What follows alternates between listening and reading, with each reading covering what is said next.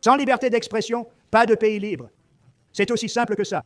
Si ce droit fondamental périt, nos autres droits et libertés s'effondreront. Comme des dominos, ils tomberont un par un. J'annonce donc mon plan pour briser la censure de gauche et restaurer la liberté d'expression. Restaurer est crucial ici, car ils nous l'ont volé. Des rapports chocs révèlent un complot entre bureaucrates, tyrans tech, activistes et médias corrompus.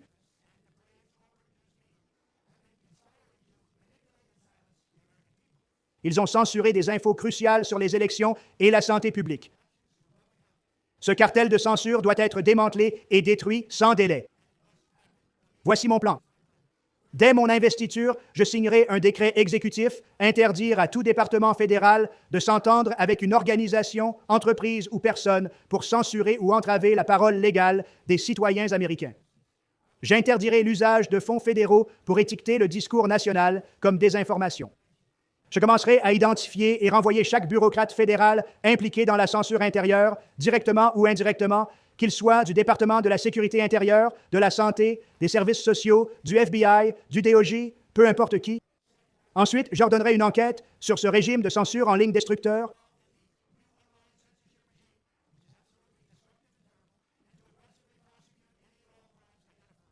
Cela inclut des violations potentielles des lois fédérales sur les droits civiques, le financement des campagnes, les élections, les valeurs mobilières, l'antitrust, le Hatch Act et d'autres infractions pénales, civiles et constitutionnelles. Pour soutenir ces efforts, j'exhorte les républicains de la Chambre à envoyer immédiatement des lettres de préservation, et nous devons le faire maintenant, à l'administration Biden, à la campagne Biden et aux géants technologiques de la Silicon Valley, leur ordonnant de ne pas détruire les preuves de censure. Troisièmement, à mon investiture, je demanderai au Congrès une loi révisant l'article 230 pour sortir les grandes plateformes en ligne du business de la censure.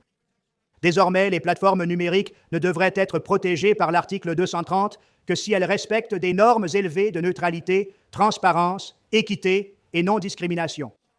On devrait exiger de ces plateformes qu'elles suppriment mieux les contenus illégaux, tout en limitant leur pouvoir de censure arbitraire.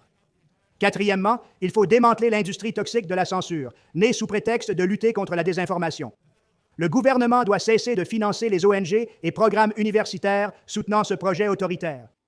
Si une université américaine a pratiqué la censure ou s'est ingérée dans les élections en signalant des contenus à supprimer ou en créant des listes noires, elle devrait perdre ses financements fédéraux et le soutien aux prêts étudiants pendant au moins 5 ans.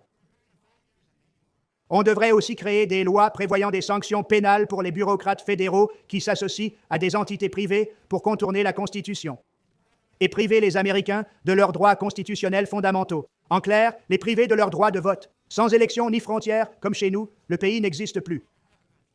Pour contrer l'infiltration des grandes plateformes par d'ex-agents de l'État et du renseignement, il faut imposer une période d'attente de 7 ans avant qu'un ex-employé du FBI, CIA, NSA, DNI, DHS ou DOD puisse travailler dans une entreprise détenant beaucoup de données d'utilisateurs américains.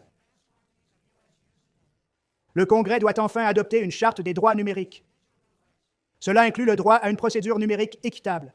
Les autorités devraient avoir un mandat pour censurer en ligne, pas juste des demandes comme le FBI à Twitter. De plus, quand le contenu ou compte d'un utilisateur est supprimé, limité, banni ou restreint, peu importe le nom utilisé, il devrait être informé que cela se produit, avoir droit à une explication précise et à un appel rapide. De plus, les adultes devraient pouvoir refuser la modération et recevoir des infos non filtrées s'ils le souhaitent. La lutte pour la liberté d'expression est vitale pour l'Amérique et la civilisation occidentale. Quand je serai président, ce système de censure sera complètement démantelé. Il n'en restera rien. En restaurant la liberté d'expression, on récupérera notre démocratie et sauvera notre nation. Merci, et que Dieu bénisse l'Amérique.